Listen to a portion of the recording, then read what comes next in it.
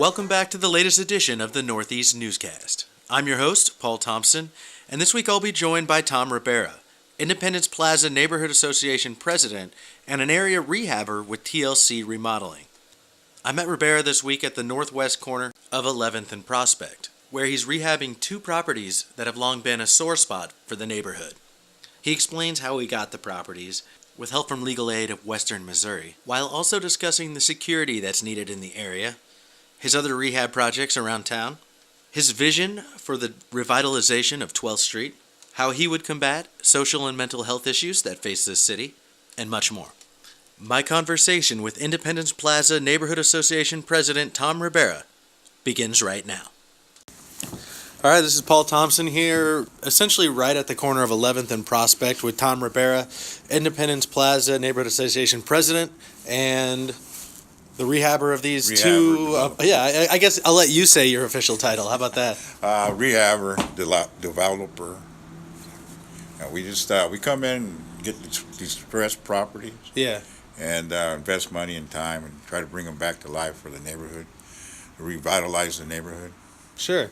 And we've just had a chance to tour two of these buildings that you're working on right now, just on the corner of 11th and Prospect. I think both of them, you've described what the situation was like before you came in here.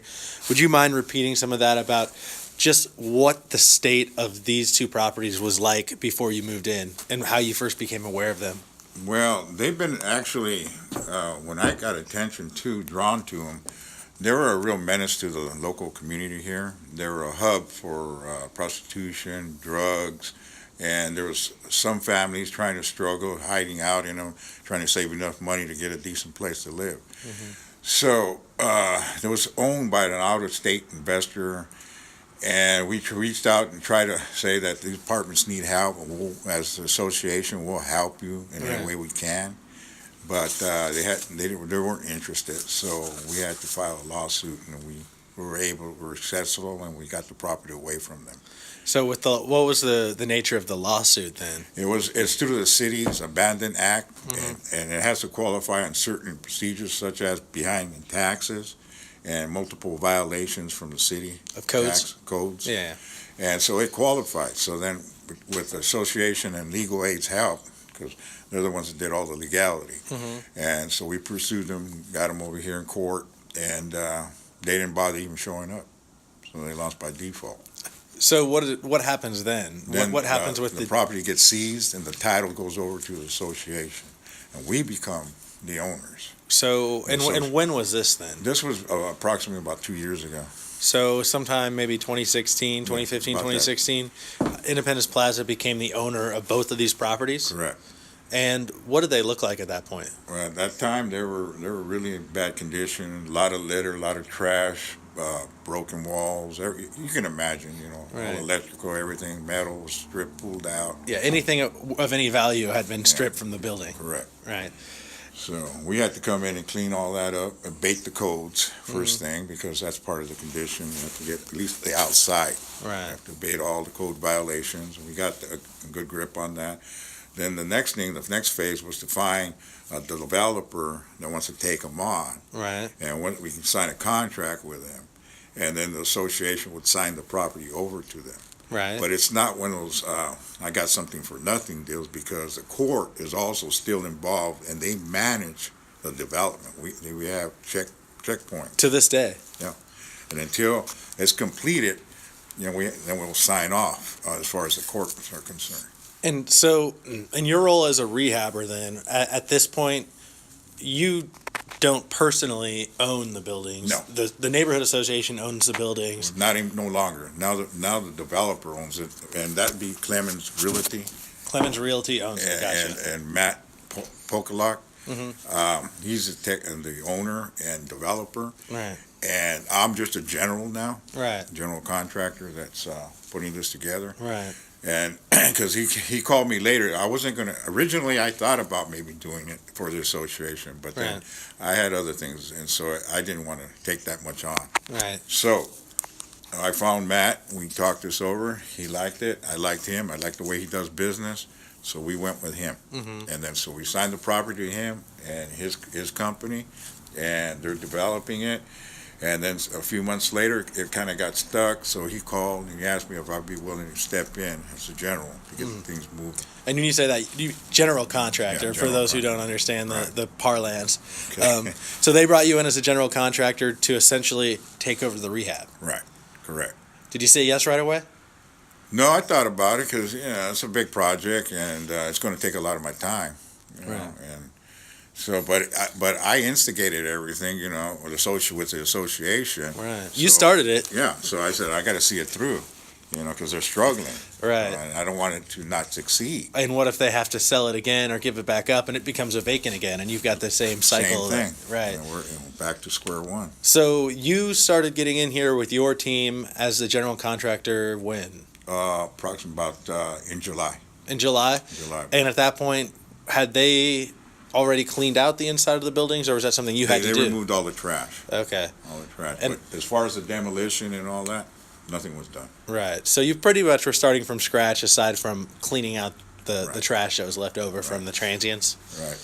And Getting all that out, exposing the brick and the plaster off, all that. Did all that once. That's when I came in, and that's what I did. so over the course of the past 6 to 8 months, Right. you've been working diligently on this project. Yes. I noticed that you've got maybe a half dozen people or more over in the building.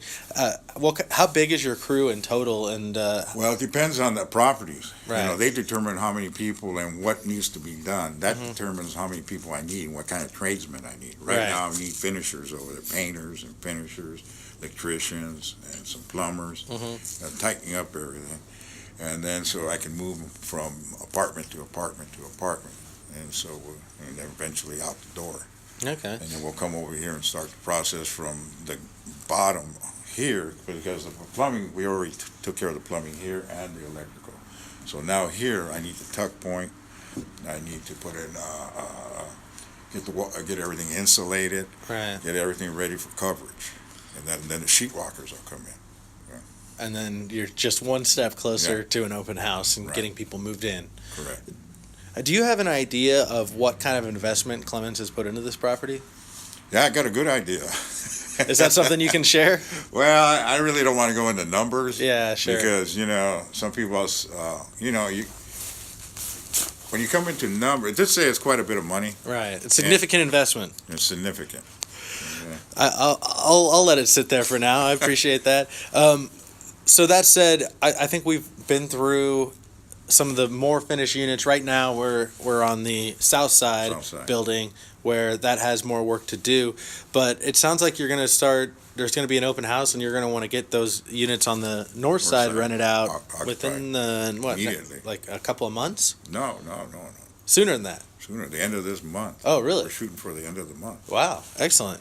And can you maybe describe again about the type of units that are over there, what kind of amenities they might have, and what kind of price point they might be looking at? Well, that's one thing. We wanted to not just provide a two-bedroom, one-bath apartment, just walls and a couple of some windows and appliances. We wanted to take it up a few notches, and so give people a sense of pride. When they come home to a nice, warm, modern place. Right. And so what we're doing, we decided we're going to keep the exposed outer wall bricks, and then we'll frame all that out with and trim, and then the walls all be freshly sheetrocked and painted, and with all the amenities as far as new toilets, sinks, showers. You'll have new tiles. The kitchen will be tiled. You'll have, and the cabinets are good. And New appliances too, right? New appliances throughout, washer and dryer, and you'll have concrete countertops to match the floors. Nice. And you'll have hardwood floors throughout the unit, and with the exception of the kitchen and the bathroom.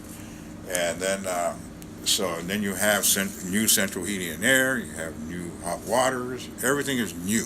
And everything's electric too, right? Yes, correct. We didn't want to go with gas. We wanted to keep it more efficient. So we put each unit is powered double what it takes a normal house 100. We got 200 amps per unit running through these units. And that's a little bit overkill, but it's better to have more power than less power. Right. And having your breakers pop all the time Sure. to turn something on. Right. So, because everything's electric, the heating, the water, it's all electric. But it sounds like each unit will be able to handle all that power without too much trouble.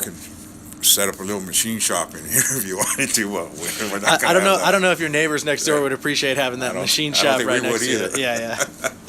Cool. And you also mentioned that you're planning on implementing some pretty stringent security measures as well, right? Correct.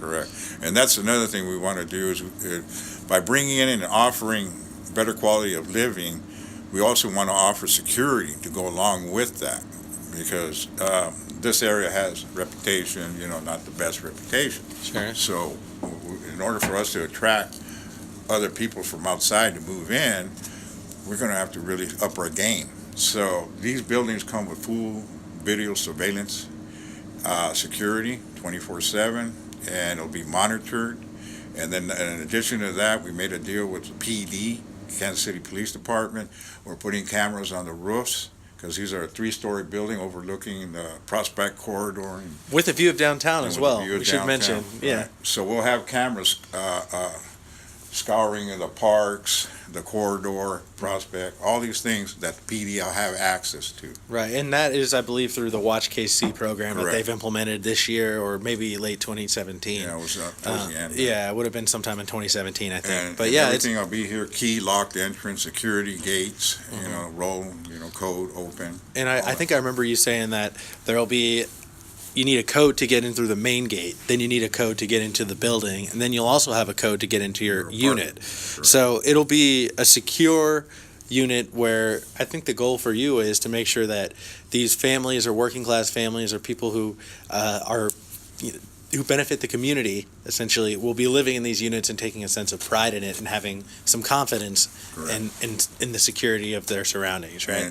And we'll have good management as well. Sure. Are you going to be involved in the management side then? No, I'll be stepping away, but my partner is, he's connected with Clemens Realty, and they do the management. Okay. So they've got an excellent reputation. Excellent. So now that you're kind of getting close to the finish line here, I know you've still got a lot of work to do, especially in the building we're standing in now, but can you talk about how this process has been for you and your team and the work that's been put into it? Well, it's been a little bit long, and it's a lot of pressure. It's frustrating. You have to get things, make sure everybody shows up, get things accomplished, get to the next phase, and that puts a lot of pressure on you to make that happen. And but it's well worth it, because you can see the end results. You can see it coming to life, and that keeps you going. Yeah. And then plus, you're not just doing it to make a buck. You're doing it to help everybody, essentially, the community, places to live for people. It's just a win-win for everybody and for the association. So it's very important that we were successful here. What kind of feedback are you getting from Clemens about the work that you've done thus far? Oh, good. Yeah, excellent. They're happy. They're thrilled. Since we hooked up with them, my company's TLC Remodeling, and we hooked up with them, and we've been pretty successful. Excellent. Now, once you get done with this project, I know you still have to finish some things up and do the open house and whatnot, but where do you kind of have your sight set after this project is concluded? Hardesty. Corner of Hardesty and Independence Avenue. Right across the street from the Hardesty Renaissance area? Right below the McDonald's. Yeah. Yeah, that's a real notorious area. You mean just on the south side of that McDonald's? Yes. Okay. Is there a property that you've already purchased? Yes. Okay. Yeah, we're scheduled to start Monday. What's the address down there, or do you feel comfortable saying it? 622, I think it is. Okay. And you're going to start there Monday? Monday. What's the scope of that project like? Well, that's 22 units. Right. And we got to start. First thing we're going to do is put a new roof. And then we'll start the demo process, getting all the old stuff out of there. We're not going to do anything structural. Well, not like here. Right. But it's more cosmetic over there, because those are single and one bedrooms. Okay. But all the kitchen cabinets, tile, all that's got to come in, and the old stuff's got to go out. What attracted you to that area? Well, that's part of that area needed some revitalization, seriously.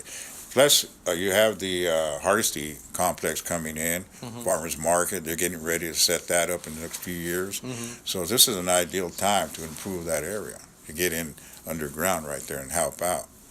And so that's a real problem area for their community. I think that's lichens, and that's always been a real kind of bad area. So if you get in there and clean it up, then it helps that community. Right, and I've spent a decent amount of time talking with Charlie Hopper over there at the Renaissance, or the Hardesty Renaissance project, and I know he's very excited about some of the economic development opportunities for that area. So I would imagine that's the way things are shaping up. That'll be a pretty smart investment and an opportunity for people maybe to work and live right across the street and have a nice place to call home at the end of the night. So yeah, and we're looking to purchase the single families there too as well. To get those cleaned up, put back together.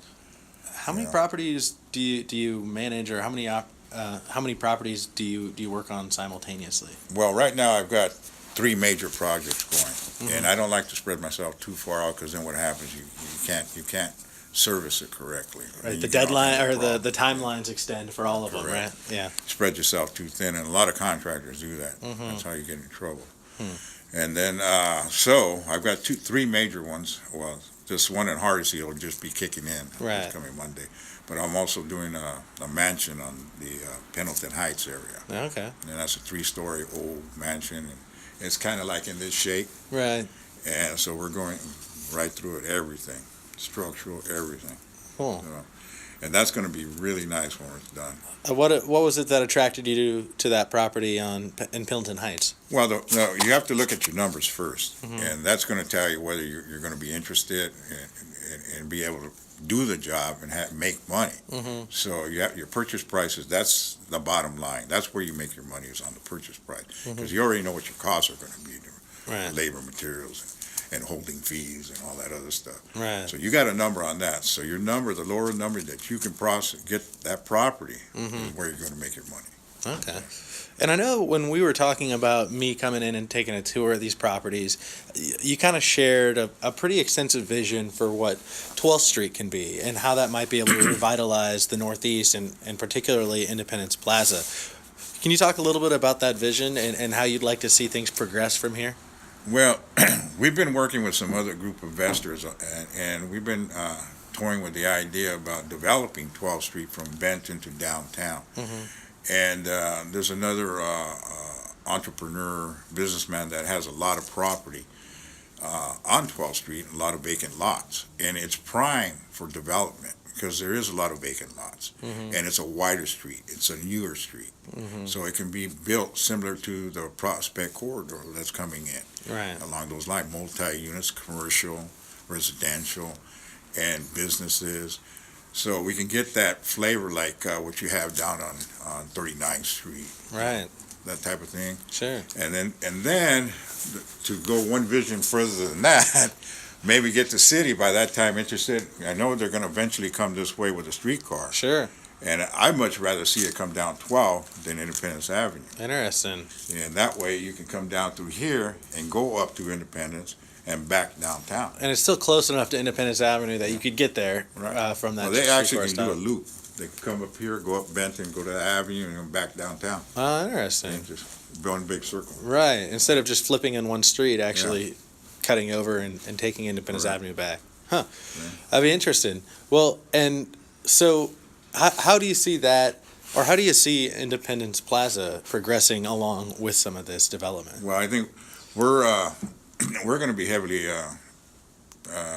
involved in that, because we want to be sure it's developed properly and it's going to be going in the right direction. And what I mean by the right direction is to service the people of the community, basically, and to bring new people in and to build up the economy, so you have a stronger tax base, so you can provide better services.